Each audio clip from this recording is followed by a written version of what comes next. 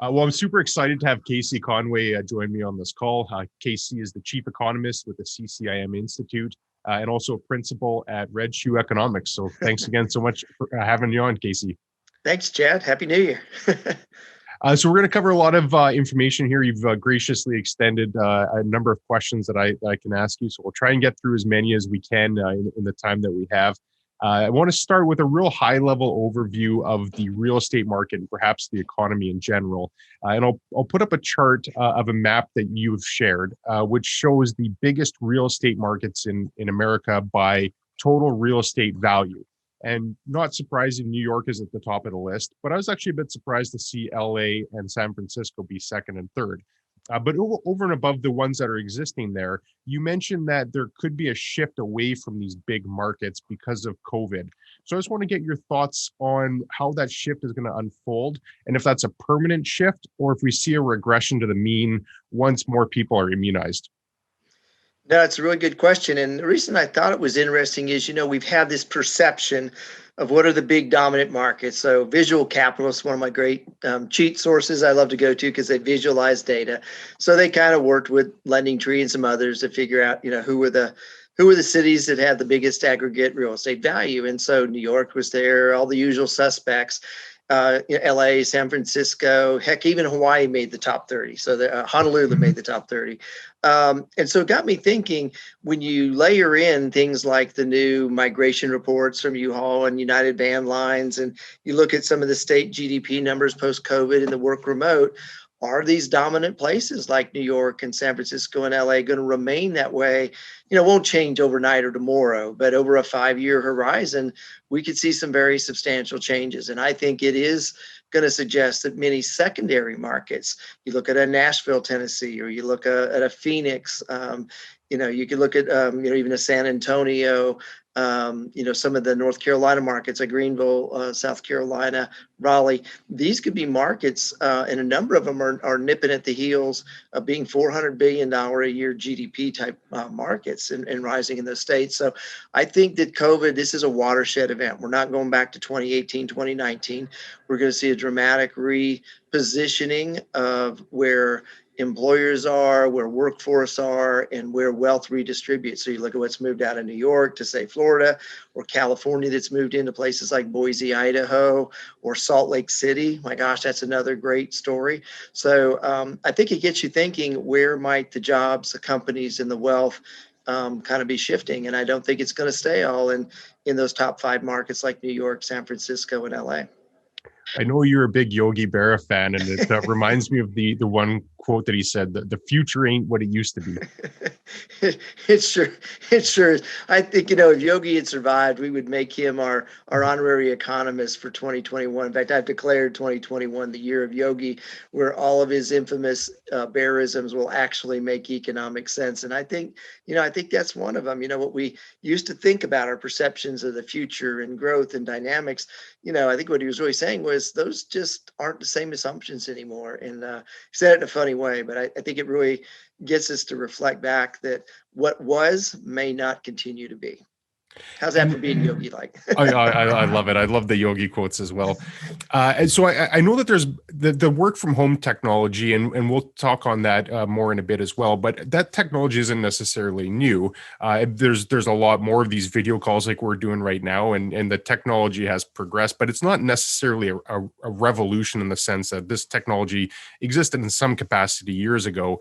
So do you think COVID has just accelerated this because of people being forced to work at home? And if so, do you continue to see that out migration from these big cities as a result of people adapting?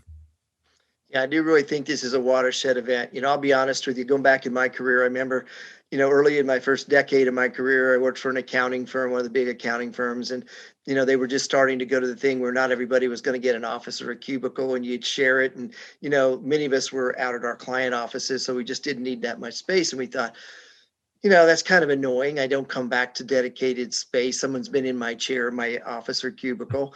But then as we got on and we thought, wow, I don't have to go to the office. This is pretty cool. But then the employers thought, how do we know you're working, right? How do we validate your efficiency? And so really what COVID did is with things like Zoom and GoToMeeting, it validated not only can you just spy and see if I'm on my computer, but you actually can have a meeting with me and we can see face to face and we can discuss something. So we really can validate it. And I think companies saw really how efficient employees were with technology. And I don't know about you, but my phone and my emails don't stop at 7 o'clock at night anymore. They're going till 10, 11, 12. I had one the other night at 12:30 where we had to get on a Zoom call at 12:45 in the morning because they got a hold of me at midnight.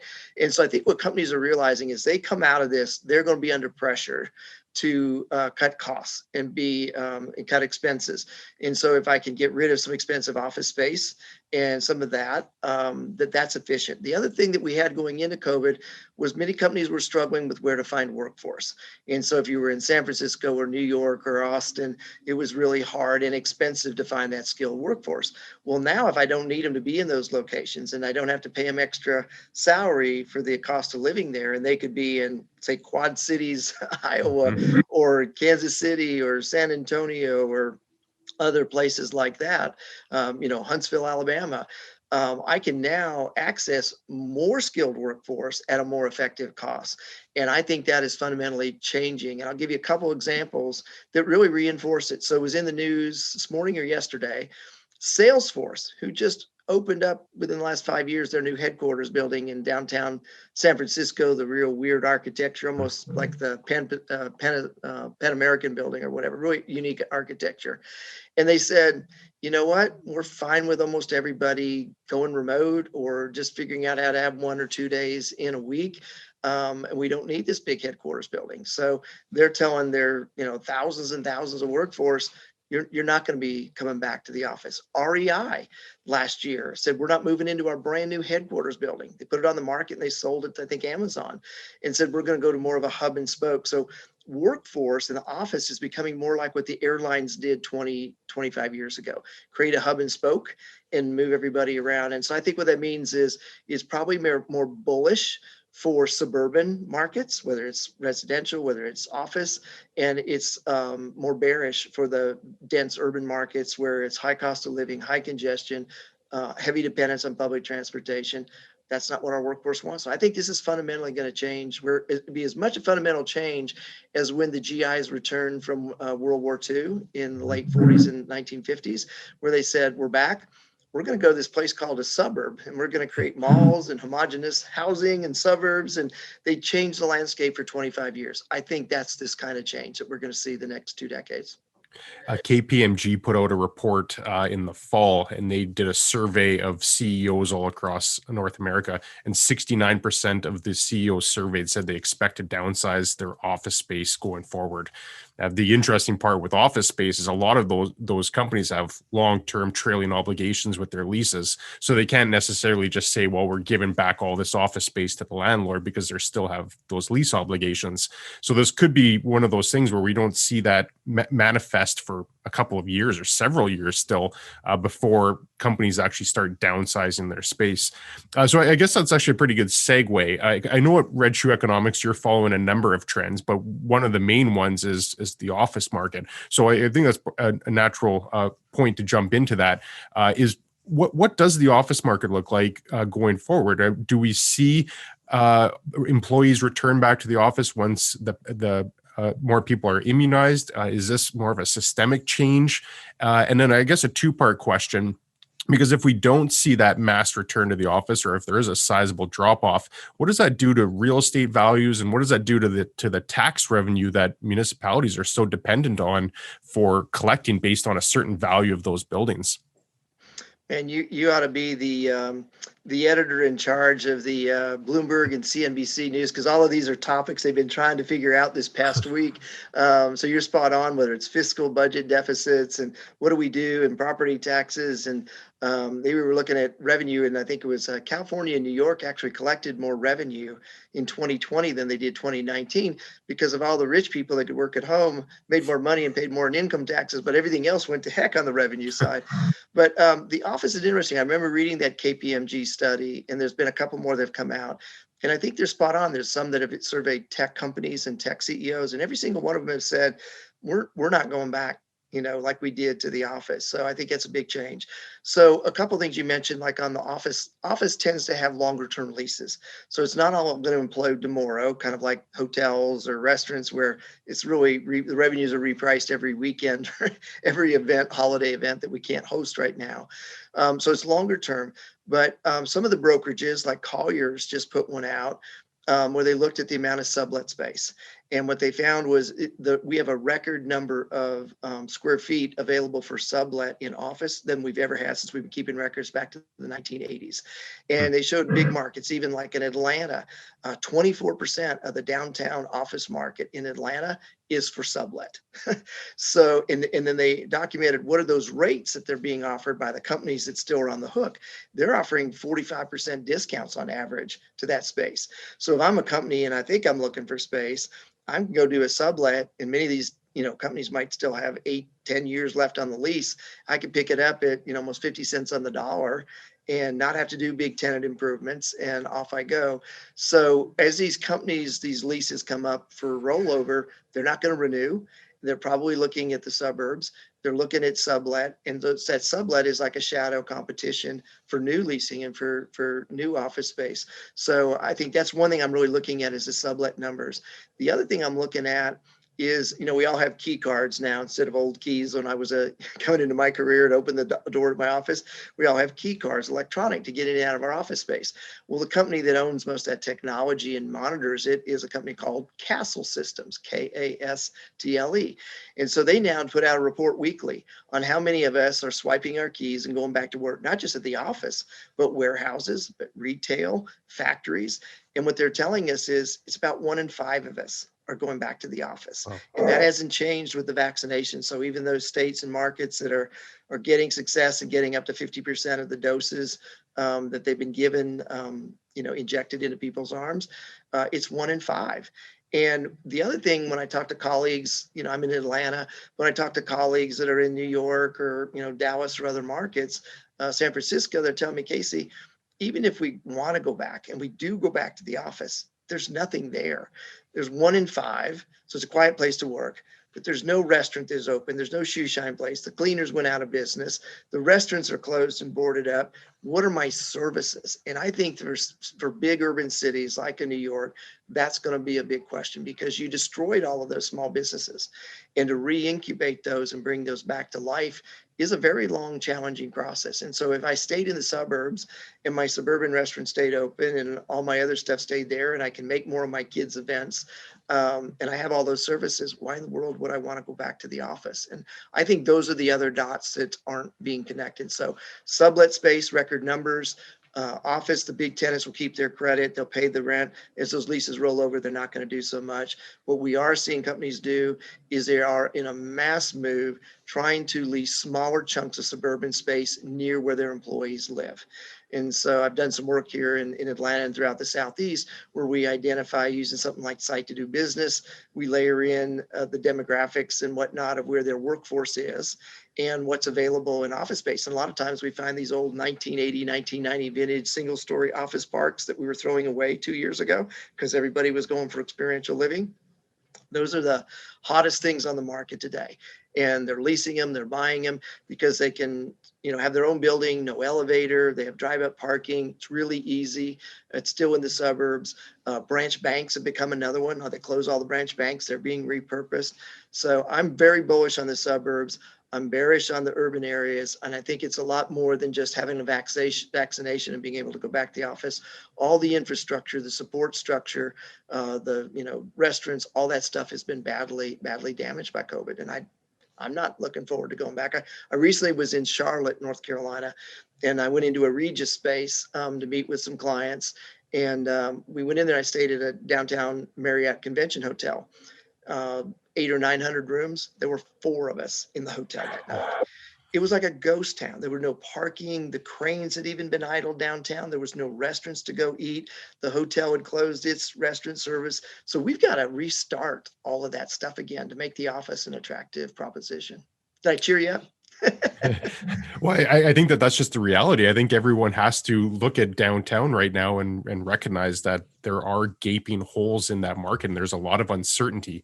And probably the biggest obstacle that the real estate market has is uncertainty. What are tenants going to do? How many are going to come back? If fewer come back than anticipated, does that put continued downward pressure on the prices? It's impossible to predict, but do you have any guesses or forecasts on what that office market looks like going forward? So I do. I think that this is a 5 or 10 year disruption. The bigger cities, it's bigger. The suburbs, not as bad. One of the things I look to is kind of a proxy for where things are going in the future. My Yogi Bearism, crystal ball. I look at earnings reports. And so one of the most recent ones was Brookfield, the big massive REIT reported. And they had huge losses because of their office portfolio holdings. Their industrial was doing well, but their office and retail were just absolutely terrible.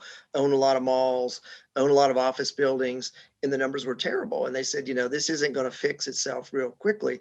So then when I look at other REITs like a Prologis on the industrial, they're cranking it. I'm on a board of directors for a public REIT, Monmouth. All we do is big e-commerce warehouses with FedEx and Amazon and Toyota.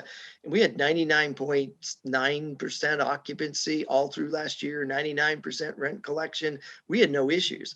But you look at the office, it's a totally different story. And then when you look at those assets and look at them by geography, you look at something like the U-Haul or United Van Lines where people are moving, and you see that where people are moving, the numbers are a lot less severe. In the big urban markets, it's more severe. So it's kind of like, how do you triangulate those data points to help confirm? It's no one data point is going to give you the answer, but when you see 3 or 4 of them, earnings, Castle Key Card Systems, sublet space, all of those things kind of converge together. That's what tells me that I think that, office is always the last property to correct. And it's, also the last one to recover. And I think we're going to see that here. It's probably 2 years from now that we really see the bad news in office. Yeah, it's discouraging to think about, but one thing I really appreciate with some of the data that you put out is that you're looking at reports and studies that aren't traditional. Like looking at the key card data, I think is very fascinating, as well as just migration trends. So I think it's going to be really important to go forward. And unfortunately, I think that there is some pain ahead, but hopefully landlords and investors can repurpose or pivot to adapt to the situation and figure it out. But I think there are some storm clouds ahead, unfortunately. Yeah, I think the other thing on office, so a lot of people say, well, we're never going to get rid of office space. We're still going to have some degree of it. And I do agree with that. But I think for the big companies, think about the density ratios we were getting to. We were getting down to 150 square feet per worker from 300, 10, 15 years ago. Well, now, because what we've gone through, I think we're permanently going back to a less dense office environment as well. So if I'm a company and I was paying $80 or $100 a square foot in New York or San Francisco, but now I can only put half the workforce in that same space, is that real estate worth the same price to me? And so while they may say, maybe I want more space because I want to space everybody out, I'm not paying you $100 a square foot. It's only worth 50 to me. So I think in the next round of lease rollovers, just like what Sublet is telling us, that office space is worth less. And I think we have a big repricing of rents coming ahead in office. But what's interesting is, sorry, I know we're getting a bit of echo there, so I'm not sure what that is. But switching gears, because office has struggled, but on the other end of the spectrum is industrial, which is actually getting a lot of positive in the news. So one topic that I want to explore with you is the last mile delivery, which is essentially the last step in the supply chain where a company or retailer will get the product from either their warehouse or from their retail location to the customer's door. And that's a relatively new concept with same day delivery and getting things to the customer as quickly as possible. So that's required a considerable amount of infrastructure to gear up for that last mile delivery. And we've seen that all across North America. In my market, there's a 1 million square foot Amazon facility that was just built and more on the way. So we're seeing a pretty big ramp up in at least in the warehouse section of industrial real estate. I always try to differentiate industrial into either warehousing or manufacturing, because especially this last year has emphasized that those two markets can actually do quite different. So to just group everything under industrial might be a bit of a misnomer. But looking specifically on the warehouse side, as that infrastructure is ramped up for that last mile delivery, do you see that continuing to grow, or have these companies now added enough to their supply chain network that could start trailing off? Yeah, no, really spot on question. The answer is we're nowhere close. So, for example, I'll give you Prologis. They reported on their earnings. Prologis this next year plans to build 200 million square feet of new warehouse space just for them. That used to be what we built in a whole year. And this is just one entity that sees that kind of demand. And it's not spec. About 50-60% of this is pre-leased. So we're nowhere near because we've figured out how to put stuff in warehouses that we did at the mall. But now we have grocery and we have, every other kind of thing that we can consume, we now are putting into an e-commerce platform. So we just produced at the CCIM Institute in there what they call the Ward Center for Education, the first ever of all industry associations, a last mile logistics course where we literally took this topic on. And I kind of joke, when I used to work at a bank or the Fed, I couldn't say the following. Well, last mile logistics is kind of like pornography. When I see it, I'll tell you that's what it is. So we tried to basically define it, and we talked to a lot of great people about it. And I've done a lot around adaptive reuse, and we tied into it. And what we see are two very different last mile models. And I give Home Depot credit for this first one. They're now dividing their last mile strategies into two buckets. One is business to business, and the other is business to consumer. So I'll give you a good example that the audience may relate to. A business to business would be like Procter and Gamble in their supply chain to the grocery stores. When the grocery store needs certain perishable items and toilet paper, if they don't get it in time, they miss the sales and someone goes to the other grocer and they lose the sale. It's very important. It's very different. It's much more fast paced. It's much more perishable. On time is really, really important to them. The other is business to consumer. Well, we know we're getting shipping for free. We know we're getting returns, for free. If the thing isn't exactly what we want, what do? My daughters order 3 or 4 of everything. They pick one, so it's a day late. They budget that in. They don't care. The consumer is less difficult to deal with if you're a day late on the delivery because it's free. They're not having to pay for it and they can return it. So 2 very different models. I'll give you an example of how this could be incredibly disruptive. So look at what Walmart and grocers are doing in last mile compared to, say, an Amazon and Whole Foods. Amazon buys very expensive Mercedes-Benz vans and they come drive all over our neighborhoods and tear up our pavement and make our dogs bark or whatever, 8 times a day. And it's not a real efficient model. It's half of their total logistics costs. So when you look at last mile, of the total logistics costs involved, half of that is that last mile. So Amazon's spending the most of anybody. Now look at what Walmart said. Walmart said, look, at 90% of Americans live within 10 miles of a Walmart store. Why should we deliver it? Why don't we just make last mile fulfillment at our stores? And we'll create click it and pick up. So you can order online. You don't want your ice cream melting, or your vegetables, getting ripe while they're coming to you over a day. You can just go and pick it up. The problem with retail is they don't have drive up lanes, right? It's all parking. So they've got to go in and figure out how to reconfigure the parking to take the paved areas, to take parking out and put drive-through lanes in so nobody gets run over in the parking lot. Well, what that means is that's a violation of the zoning ordinance. You got to go in for a zoning modification. Well, if I modify the zoning, now I got to modify my lease. If I modify my lease, now I got to modify my loan. So if it's a CMBS loan, I have a special servicer, forget it. So the grocers and Walmart are trying to figure out how to force us to order online, but go pick it up. Amazon still wants to deliver us to us and spend a fortune doing it. And they charge the merchants 30% of the price of their good to do that. And the merchants are saying, maybe we don't do that platform. Maybe we go to Shopify. So we're seeing all of these different models evolve, and it's business to business, it's business to consumer. Now let me throw one more at you. Amazon's kind of figuring this out. So what Amazon is now doing in their playbook when they go into new markets and put in a new e-commerce facility, they're doing an RFP to pick up 2, 3, 4 vacant retail big box stores or department stores that are located in the dense zip codes where most of the packages are going. So this just happened in Hampton, Virginia. And I just covered it in this last mile course. So they call it RICS, retail to industrial conversion. So Amazon goes in and says, look, in these zip codes, I need to have something to complement my big warehouse. I need 3 of these smaller ones that can do last mile. And so they say, this empty Kmart store, this empty Toys R Us store or department store, wow, they're right where they're all within 2-3 miles of my dense demographics. Let's go buy it. So they go buy it. Retail's a throwaway right now. Empty big box. We'll sell it for $50 or less a square foot. And so they come in and buy it for 50. They put $10 into it to put a new roof with solar, not solar, but skylights for lighting. They upgrade the asphalt paving to concrete for a little heavier traffic. So now they got 60 in it. They enter into a sale leaseback transaction. They negotiate a lease. They put Amazon on the lease. 20 years. It's now a credit deal. And now it's an industrial asset. It's not retail anymore. So now everybody that wants lots of industrial, they're taking retail, reclassifying it. They're getting a triple net investment grade lease. And so boom, 3 transactions.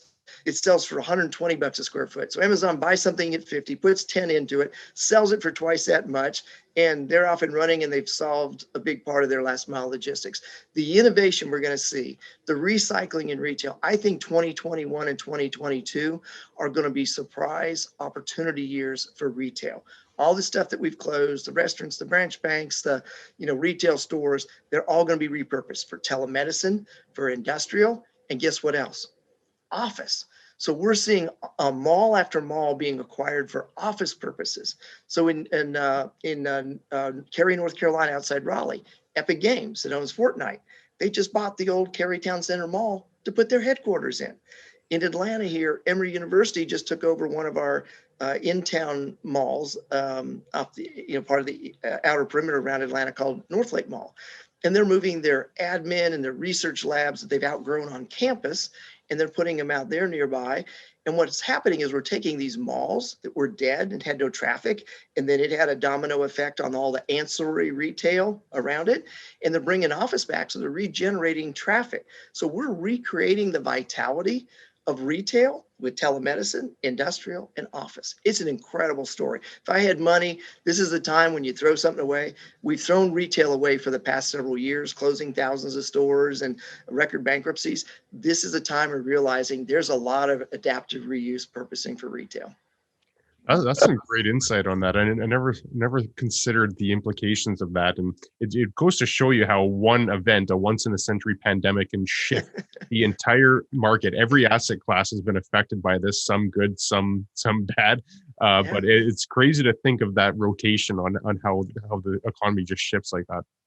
Yeah, it is. I think, in real estate, those of us that study it and transact on it, try to figure it out, finance on it, we're busiest when things are in chaos, either at the top or the bottom. And it's that boredom place like 2017, 2019, it's kind of a yawner. Let's have something to stir the pot up. Boy, have we stirred the pot up. This is like one of the most fascinating times since the S&L crisis or the oil patch or whatever. This is like, man, there's a lot to study and figure out.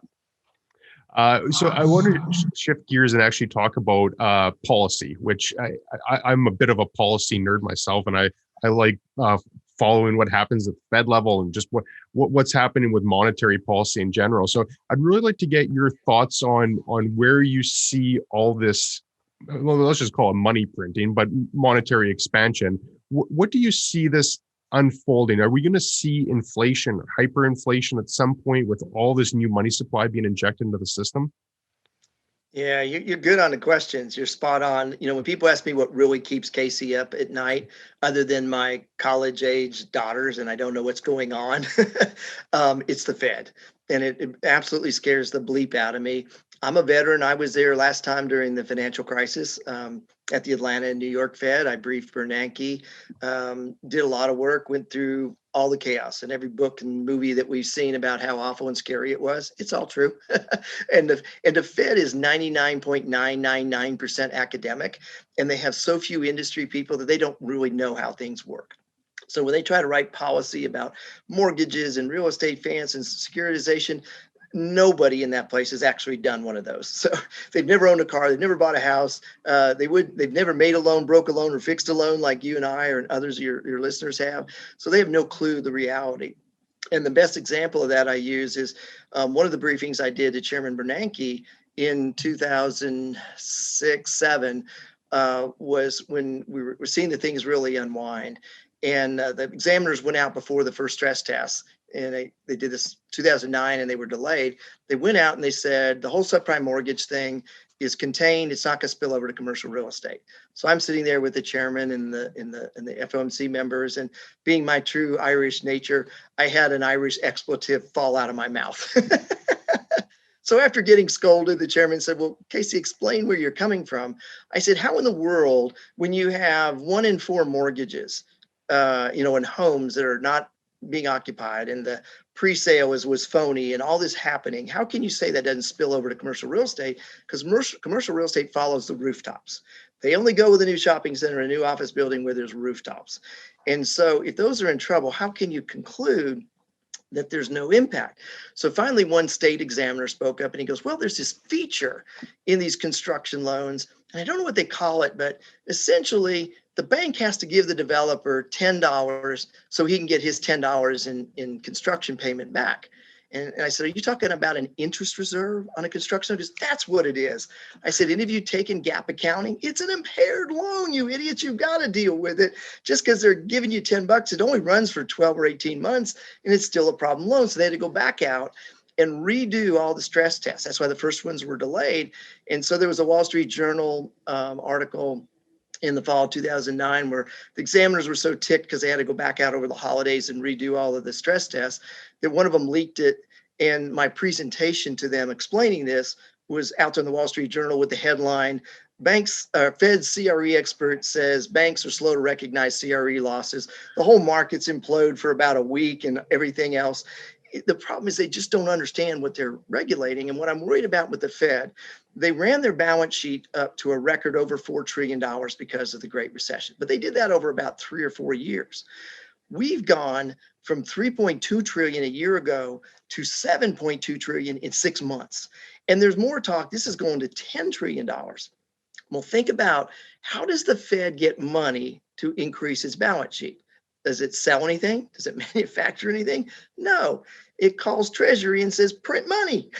So we've printed 20% more money supply last year, devaluing the dollar. And so now you got Powell with his buddy Yellen, who said, Treasury and 2 better friends to print money and just say, let's go. The problem is we had a wake-up call on November 10th before Veterans Day. And the wake-up call was, it was the largest 10-year Treasury bond auction in the history of the country. And if you'll remember, the 10-year Treasury went from like 70 basis points to almost 1% in one day. And the reason? The rest of the world didn't show up to buy our 10-year bonds. They said, no freaking way. We're not taking 70 basis points when we know what you're doing. And so we're seeing the 10-year Treasury, the long bond rise. The Fed can't control that. That long bond is what dictates the borrowing costs for us in commercial real estate or for mortgages. And we can't control that. That's called currency inflation. And the last recent example of a fiat currency, that's a currency that has nothing value backing it, we are, along with everybody else in the world, of a fiat currency failing, was Germany after World War I. The trade between the mark and the US dollar in 1929 was about 12 to 1. 3 years later, it was something like 2 trillion to 1, and the currency collapsed. We're on track, if the Fed doesn't get it under control, that we're being discovered and we're devaluing the dollar very rapidly. Notice that last week we just reported we had a record trade deficit. We're importing so much more because we can't get our factories going. We're the most contaminated place in the world, so nobody wants our stuff. So we're importing more. Well, if our dollar's going down, what do you think the foreign entities do to their prices to us? They raise them. And that's where all this inflationary cycle gets in. Currency inflation sets in, and it affects commodity inflation. Look what's happening to lumber, steel. Every commodity that we need basically today that's coming in from abroad is going up in pricing because our currency is being devalued. So the Fed scares the hell out of me right now. I don't think they never unwound the experiment from the Great Depression. I mean, the Great Recession. Yeah, it's probably 2 of them now. And so I just worry, what is their plan to unwind this? Because when inflation starts, it goes out of control for a while. And the lesson here, go back to 1976 and Jimmy Carter. Remember, we came out of Richard Nixon with price controls. Then we had Watergate and Ford pardoning them, kind of sound like impeachment gates, all that we have going on right now. And then we had this massive explosion in inflation that then Fed Chair Paul Volcker had to shut the economy down with 21% prime interest rates. And that happened in 4 years. This stuff happens really fast, but because it was 3-4 decades ago, we don't think it could ever happen again. Just like home prices would never go down, right? 2008 or 9, American home prices never go down, and they really did. So I don't think the Fed's connecting the dots. They're not paying serious enough attention to the unintended consequences of their monetary policy. And the rest of the world is adopting exactly what we're doing. They're devaluing their currency, they're printing money, they're doing record borrowing, and we're sending that downstream to our states and our municipal governments. So the next step is we have an uptick in Chapter 9 bankruptcies for cities and counties that can't pay their bills because they're all off 40, 50% in revenues. So this thing all dominoes down, and the end of the day, what it means, you and I are all going to be paying a lot more in taxes. Somehow they're going to tax us to death to make up for this, or the way you get rid of really record deficits is you devalue your currency, you devalue the debt. And those are the lessons we kind of forget, but they're front and center, and we better be thinking about them because they're coming home to roost in the next 2 years. We will, in 2022, 2023, 2024, this is the kind of stuff saying, why wasn't somebody talking about it in 2021? So with all that in mind, where do you see risks and opportunities right now then? So risk and opportunities, let's say one word, Bitcoin. I mean, what's happening in Bitcoin is really a reflection of monetary policy. So the Fed is printing money, Treasury is printing money for the Fed. We're devaluing it. Look at Bitcoin. They're not creating more Bitcoin. Demand's staying strong. And if I'm a company like, say, Tesla, and I say, I want to be assured of pricing across the globe. So if I'm buying lithium from China somewhere or Canada, and I don't want that value being volatile of that commodity as it comes into the US where I'm manufacturing, I'm going to put cash into Bitcoin. And on my balance sheet, that shows up as Forex, foreign exchange. And so watch what's happening on these companies' balance sheets with Forex. It's going up, and they dump then that Bitcoin in to buy the goods and keep the prices stable. So it's a strategy for companies now to mute the currency impact of what's going on. So this just isn't drug dealers and underworld crime that's using a cryptocurrency to launder their problem assets. This is a legitimate form of currency that's now being used. It's the beginnings of maybe the dollar not being the reserve currency. It's some sort of crypto. So there's a really strong correlation here to what's going on with Bitcoin and monetary policy. Yeah, actually, I just bought some Bitcoin yesterday, and I was a crypto bear for the longest time. I thought it was a bubble, but when I see a company like Tesla buy $1.5 billion of Bitcoin, I have to think other companies pay notice to that and start wondering if they should be doing the same. So pure speculative on my behalf. I have no idea where it's going to go, but I find that fascinating to see that proliferate at this pace that it's going. Yeah, well, you'll laugh at this. So I guess 4 or 5 years ago, when I would speak and people were just starting to hear about this thing called Bitcoin and cryptocurrency, I was able to buy it under $100 a coin. I think at one point I bought, 5 or 6 at $10. So when I'd go to speeches, if somebody had a really good question, I would give one of my $10 Bitcoins out to them as a great question. Here's $10. Damn, I wish I had all those back. And then in 3.5 years ago, I was doing a story with a major automobile manufacturer that was relaying to me basically what Tesla's doing right now. They were dumping cash into Bitcoin as a mean to stabilize prices for goods and materials and components that they were buying from other countries because of what was happening to the dollar in our trade. And so they would dump it in. They explained the whole Forex thing to me and how that appeared on the balance sheet, didn't tip anybody's attention. Then they'd buy all that they need and drain it down and send it to this other, country for their goods. And I said, that's really fascinating.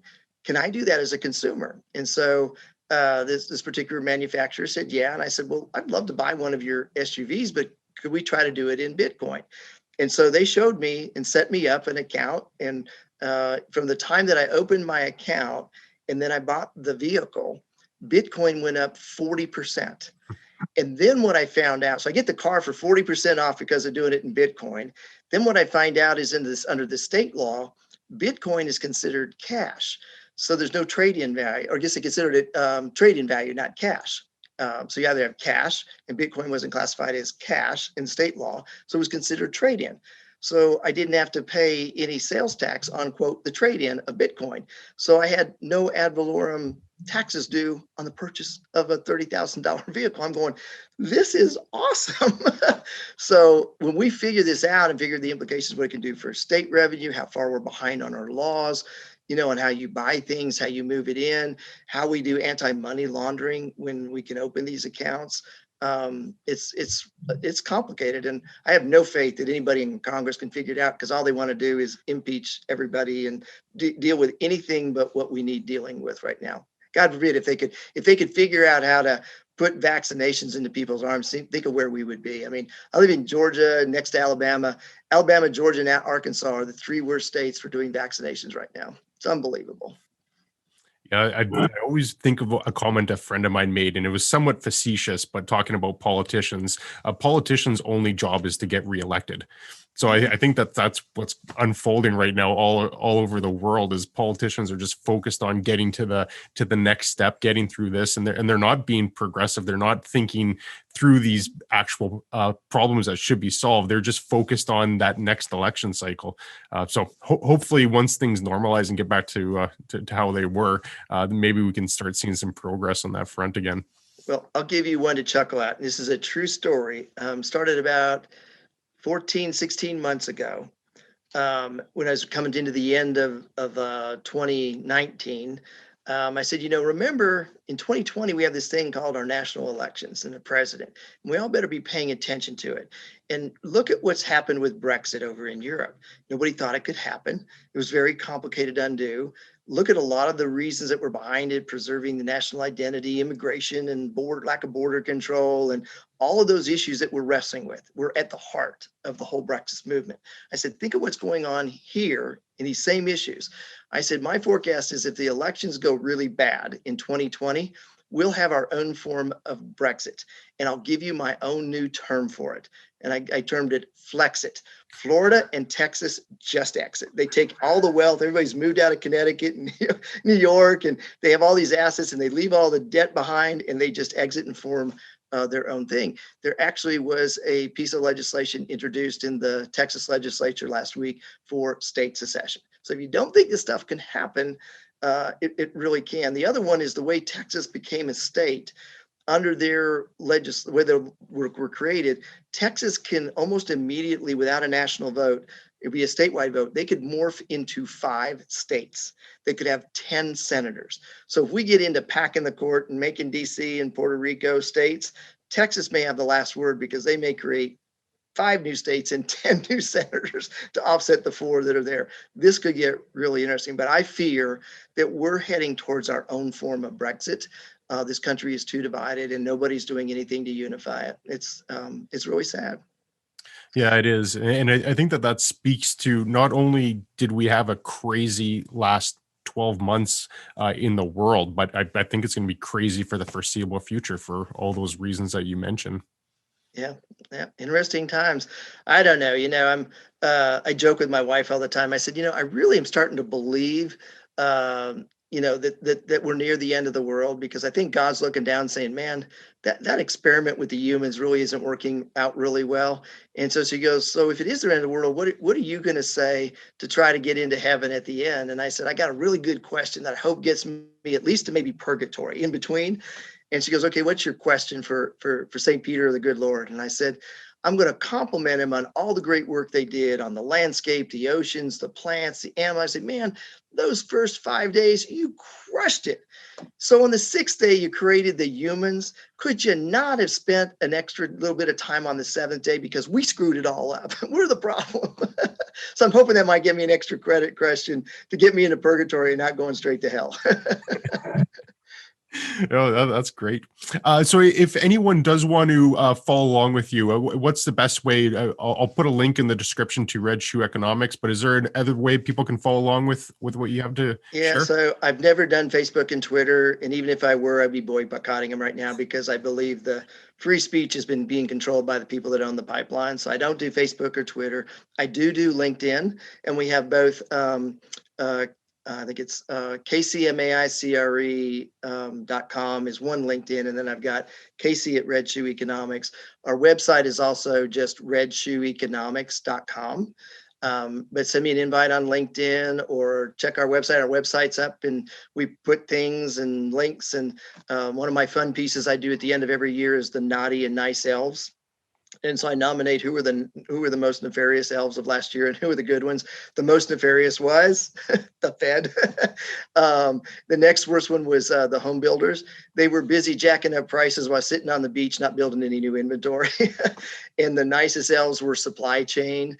If they just think of remote work, and Zoom would not have worked if we hadn't had just incredible heroics and technology in logistics and supply chain. So that piece is out there. I have a lot of fun with it every year. So, and then we post our presentations, any things we're doing around, or reach out to you and we'll go through you or whatever, but always glad to help anybody out.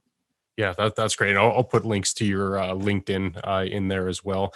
And I guess to end, there's one Yogi Berra comment quote that I always think about, and it's relevant with talking about inflation. That's a nickel ain't worth a dime anymore. Any last words for Yogi Berra you want to leave with?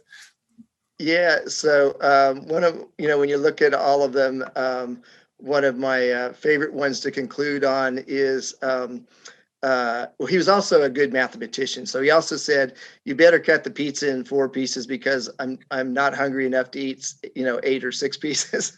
So he's a great mathematician, great navigator. But the other one I like is he said, you've got to be very careful if you don't know where you are going because you might not get there. And I think what you're doing and your audience, they're great at really trying to figure out what's that plan so I actually get to the right place at the end of the day. So I think that's very appropriate. I think we couldn't have had a better visionary for the year of 2021 in Yogi Berra. I wish he were still with us to give us some COVID Yogi Berrisms, but at least we got what we want. He has a great book. My colleague, my partner, Beverly Keith, gave me the Yogi book that says, I really didn't say everything I said that I get credit for. And if economics is tough for people, I give it to my millennial daughters. And when I used to be at the University of Alabama and teach, I would recommend this book. It is a simple paperback read that you can do in about an hour. It's titled Whatever Happened to Penny Candy. And it talks about things like fiat currencies and the Fed in very simple terms with nice cartoon graphics. But whatever happened to penny candy, and that was by Richard Maybury. That's a great book. And if that's too complicated, the ultimate from another one of my famous friendly CCIMs is Seussisms. A guide to life for those just starting out and those who are already on their way. Things like expect the unexpected. So this one's like a 5-minute read, and you can even read it if you have young kids or grandkids. You can read this one and teach them economics. You can graduate them to whatever happened to penny candy. And if all else fails, everybody's going to understand Yogi. So there's my 3 reading recommendations that you'll never get from another professor. Love it. That's the full curriculum right there. It is. So I wish you and your audience all the best. Anything we can ever help out with. We're doing a lot of interesting things. We're doing a lot of litigation. Property tax appeal is going to be big the next 2 years, as whether it's hotels or retail or restaurant come in and do that. Affordable housing, adaptive reuse. We do a lot of work around adaptive reuse. We're working on a paper right now for the South Florida realtors. It's going to take our original adaptive reuse paper, which really was adaptive reuse started around eyesores in big cities. What was that eclectic historic eyesore that needed to be cleaned up? And someone with, philanthropic goals stepped in and put all the money in and took years to do it. Well, now what adaptive reuse is evolving into what I call adaptive reuse 2.0, where whole communities get involved and they look at adaptive reuse of a neighborhood or a community. And they're really doing that quite well in South Florida. But I think that's what we're going to see come out of communities. It gets the government leaders, local government leaders involved, the politicians. It can fix a whole area, because fixing one property is not enough. You got to do really with the whole neighborhood or community. You got to add green space. What are we going to do with driverless cars? What are you going to do with empty retail? How do I allow industrial? How do I do click it and pick up? All that kind of stuff. So if you think about adaptive reuse more holistically about a community and neighborhood, that's where we're headed. And So we'll see where we all live. I think for America, it's the secondary and tertiary markets. We've been waiting for a long time for them to say this is our year. It's their year. They're the places, and you look at the U-Haul migration report and the United Van Lines ones for last year. They'll tell you where everybody's moving, and it's not New York, it's not Connecticut and Boston or California. It's inland and it's southern. Well, if you're up for it, maybe next year we can pick up on this and see where the year stands at that point. Yeah. So I'll give you a preview. I've never been this good of a forecaster, but I've decided what I think is going to be my theme for 2022. So this year is the year of Yogi. Came up with that over the holidays. So for 2022, I'm hoping that we get successful in vaccinations. We get COVID under control. I think it's going to be the year of Jimmy Buffett. We're all going to be having a cheeseburger in paradise somewhere on a travel. Either that or we're just going to get wasted away in somewhere vacationville and forget the politicians and all the problems. So I think think of all the songs that we can do from Jimmy Buffett, fins to the right, fins to the left, the politicians to the right, the politicians to the left, they're all wrong. We could just have a blast with Jimmy Buffett for 2022. So I'll give you that insight. We'll see if I'm right for 2022 being the year of Jimmy Buffett. I love it. Well, thanks again so much for having me on. Really enjoyed chatting with you, and thanks again for your time. Anytime. Thank you, and good luck to everybody for the year.